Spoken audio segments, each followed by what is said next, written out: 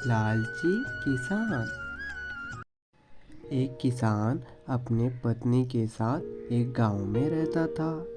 उनके पास एक छोटी सी जमीन थी जहां वे साग सब्जियां की खेती किया करते थे और उन सब्जियों को बाजार में ले जाकर बेच देते थे। उनके गांव में एक तालाब था और उस तालाब के पास एक मंदिर बना हुआ था और उसी सरोवर के पास एक आम का पेड़ था। देवी को चढ़ाने के लिए मछली और सरोवर किनारे लगे पेड़ के आम चढ़ाते थे। इसलिए सभी को अपने स्वार्थ के लिए उस झील की मछलियाँ और पेड़ के फलों का उपयोग करना मना था।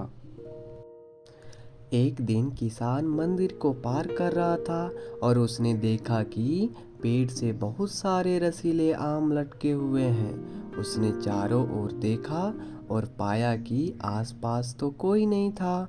यह अच्छा अवसर पाकर उसने जल्दी से पेड़ से एक आम तोड़ा और उसे धोने के लिए सरोवर के किनारे चला गया।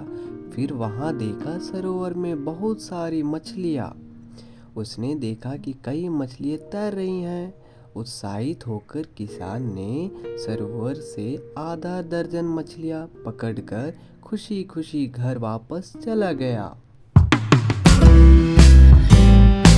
अपने घर पहुंचने पर किसान ने उसने तुरंत अपनी पत्नी को मछलियाँ दी और उसे स्वादिष्ट भोजन बनाने को कहा।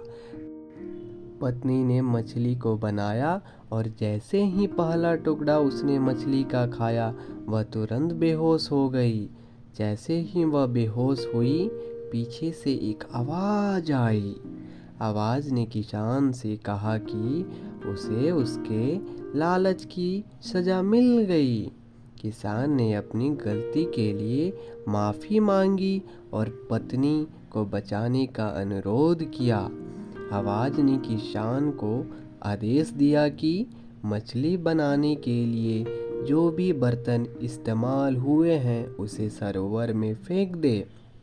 उसने वैसे ही किया और इसी प्रकार उसी ने सारा बर्तन उठाकर सरोवर में फेंक दिया।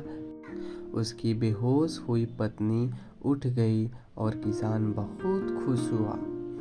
इस कहानी से हमें यही सीखने को मिला, कभी भी चोरी ना करना और हमेशा नेक रास्ता पर चलना।